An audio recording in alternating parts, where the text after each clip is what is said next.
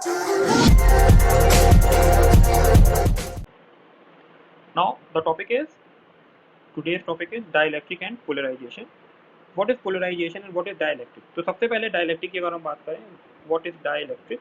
The dielectric is insulating material, not conducting. Dielectric means insulating material. The insulating material को हम लोग क्या नाम दे देते हैं? Simple dielectric. जो कंडक्टिंग नहीं है, जिसके अंदर फ्री इलेक्ट्रॉन्स नहीं मिल रहा है, जिनके अंदर बाउंड इलेक्ट्रॉन्स मिलते हैं, that is called the dielectric. ठीक है, ये हमारे पास डाइलेक्ट्रिक मटेरियल हो गया. अब डाइलेक्ट्रिक मटेरियल के साथ में एक पोलराइजेशन टर्म है. पोलराइजेशन का क्या मतलब है समझिए. Suppose this is our a dielectric और इंसुलेटिंग मटेरियल. ये कोई इंसुलेटिंग मटेरियल मैंने यहाँ पे लिया. इस इंसुलेटिंग मटेरियल की खासियत क्या है कि कोई फ्री इलेक्ट्रॉन नहीं मिलता है. अगर कोई इलेक्ट्रॉन फ्री नहीं है मतलब सारे के सारे इलेक्ट्रॉन बाउंड स्टेट में हैं. सारे के सारे इलेक्ट्रॉन बाउंड स्टेट में हैं. इसका मतलब क्या है कि अगर हम लोग एक एटम की बात करें, फॉर एट एटम, तो एटम में क्या होता है कि हमारे पास सेंटर में प्रोटॉन होता है और बाहर इसके शेल में इलेक्ट्रॉन्स मूव कर रहे होते हैं इस तरह अलग अलग शेल्स में. तो सेंटर तो ठीक है, पॉजिटिव जो है वो सेंटर पे है, बट जो इलेक्ट्रॉन है वो चारों तरफ फैले हुए हैं. तो उन इलेक्ट्रॉन्स का हम लोग एक टर्म यूज करते हैं called the centre of negative charge. हम लोग यहाँ पे टर्म यूज कर रहे हैं सेंटर ऑफ नेगेटिव चार्ज. अब जो ये सेंटर ऑफ नेगेटिव चार्ज है ये कहाँ मिलेगा? ये हमको यहीं पे मिलेगा जहाँ पे पॉजिटिव का सेंटर है, वहीं पे मिलेगा. मतलब अगर कोई न्यूट्रल एटम है तो for neutral atom center of positive charge and center of negative charge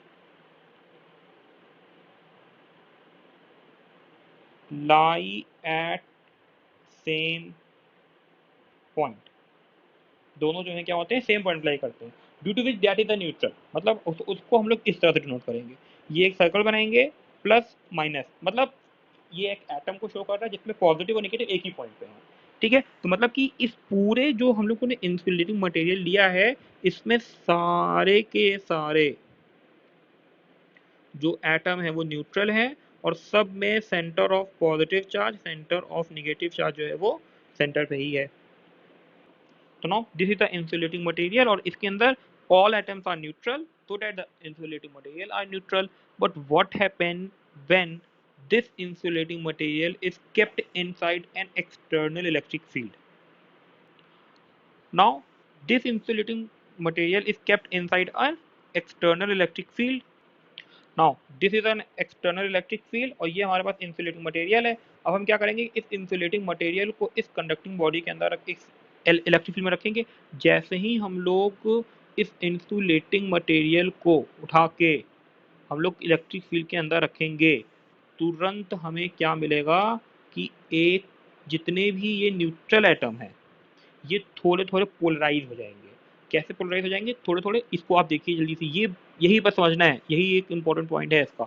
जितने भी ये इंसुलेटिंग मटेरियल थे ये तुरंत पोलराइज हो गए. अब जब ये पोलराइज होंगे ये कुछ ऐसे हो जाएंगे कि निगेटिव चार्ज जो है इसका वो अपोजिट टू फील्ड जाता है. तो नेगेटिव यहाँ, पॉजिटिव यहाँ, तो ये पोलराइज हो गए.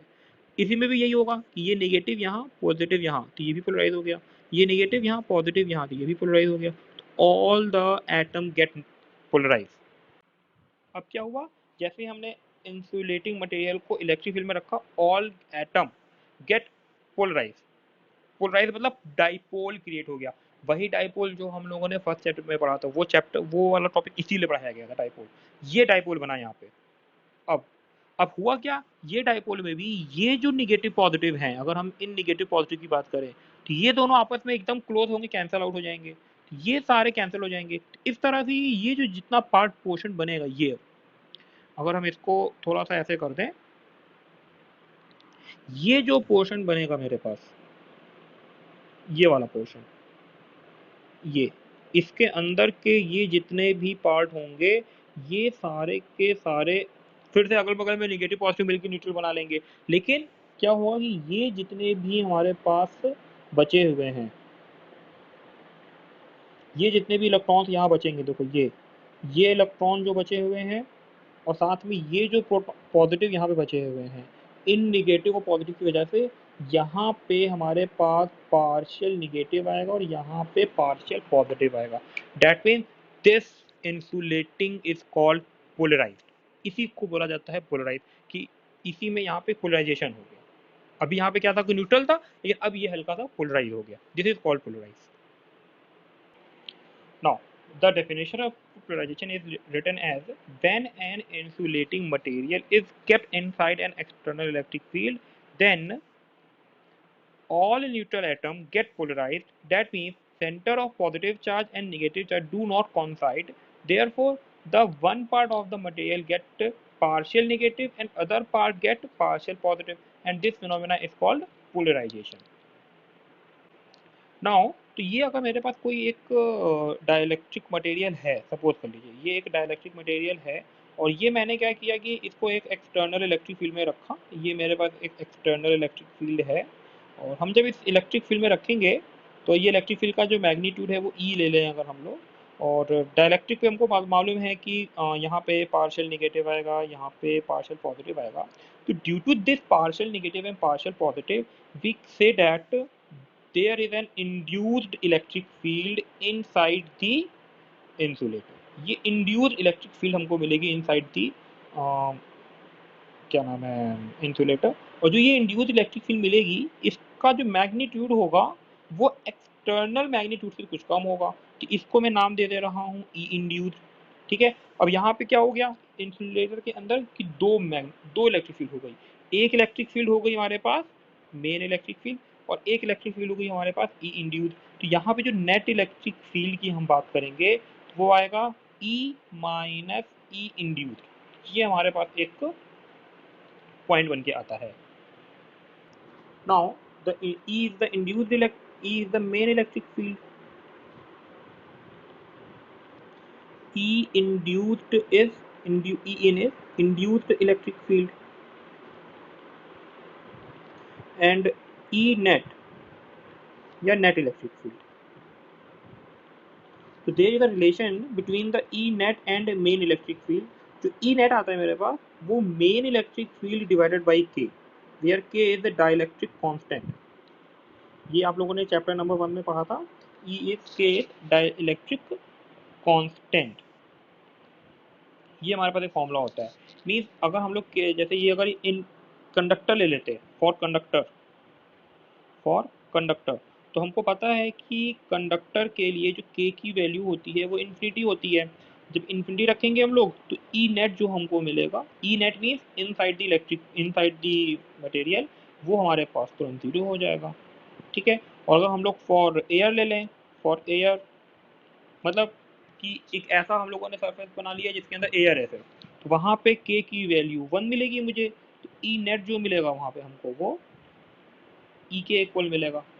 ठीक है, और अगर हम लोग इसी तरह से जैसे जैसे बढ़ाते जाए के की वैल्यू को 1 से इन्फिनिटी, एज के इंक्रीजेस, तो जो ई नेट होगा डिक्रीजेस। तो ई नेट की वैल्यू जो होगी वो डिक्रीजेस फ्रॉम ई। तो ई से जो है इसकी वैल्यू कम होती जाएगी। तो यहाँ पे मतलब क्या हो गया हमारे पास कि अगर हमारे पास एक डाइलेक्ट्रिक है और हमने उस डाइलेक्ट्रिक को इंसुलेटर बोल रहे हैं, डाइलेक्ट्रिक बोल रहे हैं, तब एक ही चीज़ है, इंसुलेटर और डाइलेक्ट्रिक दोनों को एक ही टर्म से हम लोग एक ही से मतलब निकालते हैं। तो हमारे पास जो भी इलेक्ट्रिक फील्ड होगी मेन इलेक्ट्रिक फील्ड, जैसे मान लीजिए आपके पास मेन इलेक्ट्रिक फील्ड ई है और इसका डाइलेक्ट्रिक कांस्टेंट जो है वो के है, और आपसे पूछा जाए कि what is the electric field inside the dielectric constant, और आपसे क्वेश्चन पूछ ले कि what is the electric field inside the dielectric, तो आप तुरंत आंसर दे देंगे E net is equal to या E prime is equal to E upon K, ऐसे कह सकते हैं। तो ये आपको याद रखना है, ये आपके लिए इम्पोर्टेंट है कि E prime is equal to E upon K. ठीक है, इसका हम लोग जो है अगले वाले चैप्टर में टॉपिक में यूज़ करेंगे इसका। ये बहुत इंपॉर्टेंट, वेरी इंपॉर्टेंट इक्वेशन, इसको हम लोग अभी यूज़ करेंगे। ठीक है। तो हमारा जो अब नेक्स्ट टॉपिक आता है वो आता है कैपेसिटेंस। कैपेसिटेंस और कैपेसिटर क्या है, ये क्यों हम लोग यूज़ करते हैं? देखिए, हम इसको यूज़ क्यों करते हैं, इससे पहले एक ज़रा सा सिंपल सा एग्जांपल सुनिए क्या है। आपके फ़ोन में सबके पास एक फ्लैश लाइट होगी, आपने देखा होगा कैमरे में भी फ्लैश लाइट आती है। तो वो फ्लैश लाइट को जो रोशनी होती है, आप लाइट देखे होंगे, जो ज़्यादा लाइट होती है कि कम लाइट होती है, सोचिए। आपने देखा होगा कि वो बहुत ज़्यादा ब्राइटनेस होती है उस लाइट की। और ये भी आपने देखा होगा कि जो फ़ोन के अंदर जो बैटरी होती है या जो कैमरा होता है उसके अंदर जो बैटरी होती है वो 1.5 वोल्ट इंटू 3 या 2 या 4 वोल्ट होता है, 6 वोल्ट या 3.4 वोल्ट की बैटरी होती है। तो क्या उस 3.4 वोल्ट की बैटरी से इतनी ज़्यादा एनर्जी उस फ्लैश लैम्प को मिल सकती है कि वो इतना ज़्यादा लाइट प्रोड्यूस कर दे कि आपकी आंखें बंद हो जाएं? सोचिए। आपके घर में ट्यूबलाइट लगी होगी, क्या ट्यूबलाइट से इतनी रोशनी मिलती है? ट्यूबलाइट से भी ज़्यादा रोशनी होती है उस फ्लैश लैम्प के अंदर। तो वो जो लाइट आती है उसके अंदर, वो लाइट लाने के लिए एक डिवाइस को यूज़ करते हैं, that is called capacitor. Capacitor क्या करता है कि एनर्जी को धीमे धीमे अपने अंदर स्टोर कर लेता है। और जब हमको फ्लैश लाइट चलानी होती है तो फ्लैश लाइट चलाने के लिए हम लोग क्लिक करते हैं, तो सारी की सारी एनर्जी तुरंत उस कैपेसिटर से निकल के उस फ्लैश लैम्प को जाती है और फ्लैश लैम्प तुरंत उसको इलेक्ट्रिकल एनर्जी को लाइट एनर्जी में कन्वर्ट कर देता है और वो हमको मिल जाता है। तो ये सबसे इम्पोर्टेंट फिनोमिना है। अब ये जो फिनोमिना है हमारे पास, जिसमें कैपेसिटर इलेक्ट्रिकल एनर्जी को दे रहा है और जो एलईडी लगी है उसके अंदर वो लाइट एनर्जी में को कन्वर्ट कर दे रही है। तो अब आप सोचिए इस तरह से चीज़, और आपने जैसे फ्लैश किया कैमरे में, अगर हम बात करें, एक बार फोटो ली और आप दूसरी फोटो तुरंत लेना चाहें, क्लिक किया और तुरंत क्लिक करें, तो तब आपका वो फ्लैश लैम्प नहीं एक्टिवेट होगा, तुरंत वो फोटो नहीं क्लिक कर पाता है, तब वो फ्लैश लैम्प तुरंत नहीं हो पाता है। रीज़न, जो वो कैपेसिटर है वो डिस्चार्ज हो जाता है एक बार क्लिक करने पे। तो उस कैपेसिटर को फिर से रिचार्ज होना होता है, तो रिचार्ज होने के लिए फिर से वो बैटरी से एनर्जी निकालता है और अपने अंदर स्टोर करता है। उसमें वो 1 सेकेंड 2 सेकेंड का थोड़ा सा टाइम लेता है, वो टाइम हमें देना पड़ता है, तभी हम लोग एक क्लिक के बाद दूसरे क्लिक में एटलीस्ट 1 और 2 सेकेंड का हम लोग कर सकते हैं। इसी तरह से आप अपने फ़ोन से भी आप फ़ोटो लीजिए, एक बार क्लिक करने के बाद फ्लैश वाले फ़ोटो में, बिना फ्लैश वाली बात नहीं कर रहे, फ्लैश जिसमें फ्लैश होता है उसमें, आप एक बार फ्लैश करिए, दोबारा तुरंत फ्लैश करिए, फ्लैश नहीं होगा। वो कुछ टाइम सेकंड लेगा, 1 सेकंड लेगा, वो बहुत कम सेकंड होता है, क्योंकि उसको एनर्जी स्टोर करने के लिए चाहिए होता है। तो एनर्जी स्टोर करने के लिए हम लोग जो यहाँ पे डिवाइस पढ़ने जा रहे हैं, it is called the capacitor. ये कैपेसिटर एनर्जी स्टोर तो कर रहा है, बट ये बैटरी से अलग है, क्योंकि बैटरी भी एनर्जी स्टोर कर रहा है, कैपेसिटर भी एनर्जी स्टोर कर रहा है, लेकिन बैटरी भी जो एनर्जी स्टोर हो रही है वो केमिकल एनर्जी के फॉर्म में स्टोर हो रही है। तो बैटरी क्या करता है, इलेक्ट्रिकल एनर्जी लेता है बाहर से, फिर उसको केमिकल एनर्जी में कन्वर्ट करता है, अपने अंदर स्टोर कर लेता है, फिर बैटरी क्या करता है, उस केमिकल एनर्जी को दोबारा इलेक्ट्रिकल एनर्जी में कन्वर्ट करके हमको दे देता है। कैपेसिटर क्या करता है, इलेक्ट्रिकल एनर्जी लेता है, इलेक्ट्रिकल एनर्जी को इलेक्ट्रिकल एनर्जी के फॉर्म में ही स्टोर करता है और फिर से उसको वो इलेक्ट्रिकल एनर्जी के फॉर्म में वापस कर देता है। तो ये दोनों भी डिफरेंस है, पहला। दूसरा, ये बैटरी को चार्ज होने में टाइम लगता है, इट टेक्स 1 आवर 2 आवर। आप लोगों के घर अगर इन्वर्टर वाली बैटरी हो और आप उसको पूरा डिस्चार्ज कर दीजिए, तो आप देखेंगे कि उसको चार्ज होने में एटलीस्ट कुछ समय लगते हैं, जैसे 20 मिनट, 1 घंटा, 2 घंटा, 4 घंटे लगते हैं। लेकिन कैपेसिटर क्विक चार्ज होता है, डेट इट टेक्स मुश्किल से 5 सेकेंड, मैक्सिमम 5 सेकेंड की बात करेंगे, इससे ज़्यादा वो सेकेंड नहीं लेता है। ठीक है। Now the capacitance has a some conducting body. कोई इसके पास एक कंडक्टिंग बॉडी होनी चाहिए और उस कंडक्टिंग बॉडी के ऊपर हम लोग चार्ज देंगे। तो when we give a charge to a conducting body, then the potential on its surface is increasing. जैसे जैसे हम लोग उसके ऊपर चार्ज देते जाएंगे कंडक्टिंग बॉडी को, वैसे वैसे उसके ऊपर का जो पोटेंशियल है वो बढ़ने लगेगा। तो ये कह सकते हैं कि as we give charge to a conducting body,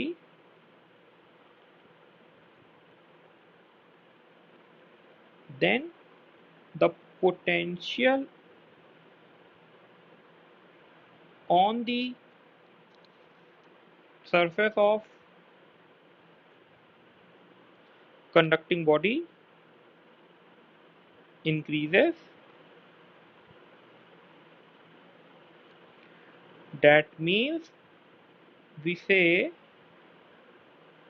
the Q is directly proportional to V for conducting body. मतलब जैसे जैसे वोल्टेज बढ़ रहा है, मतलब चार्ज हम लोग बढ़ा रहे हैं इसके ऊपर, तभी ऐसा हो पाएगा।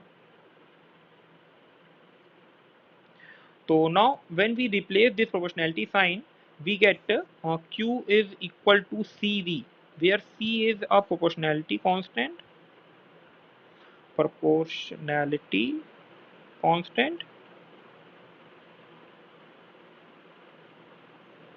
and it is said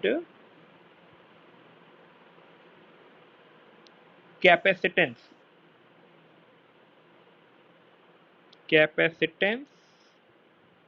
of conducting body।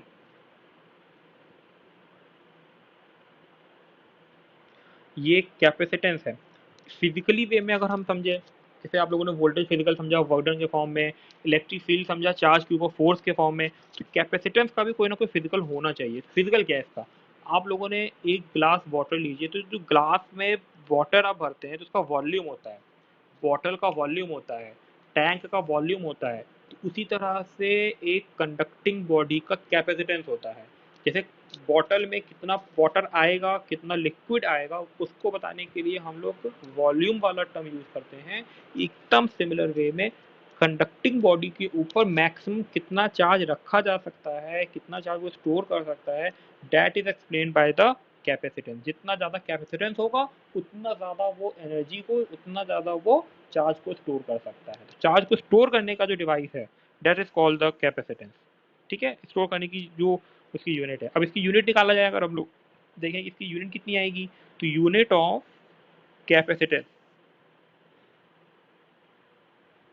तो यूनिट ऑफ कैपेसिटेंस की अगर हम लोग बात करें तो C इज इक्वल टू होगा चार्ज अपॉन V। तो चार्ज का तो हो जाएगा कूलम,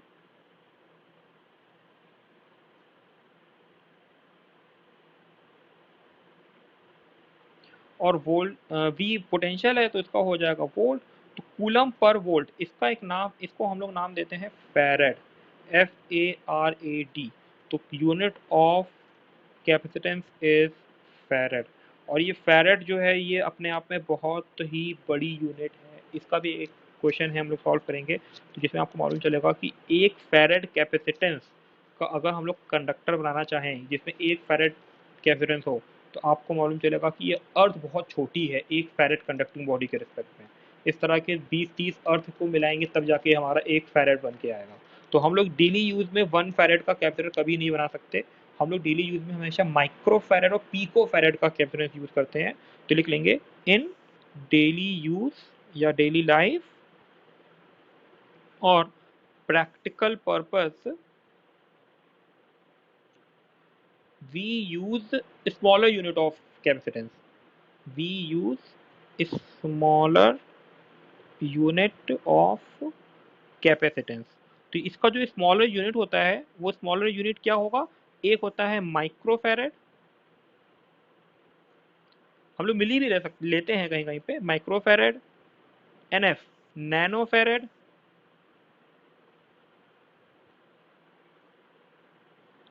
हम लोग इसके अलावा लेते हैं PF, स्मॉल p है, पीको फैरेड। ठीक है, इसी तरह से हम लोग फिर लेते हैं MF मिली फैरेड। तो ये सारे के सारे जो हैं हम लोग मतलब यूज़ करते हैं अपने डेफिनेशन में।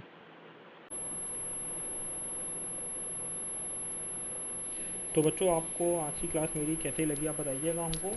जैसे कि अगर हमको कोई भी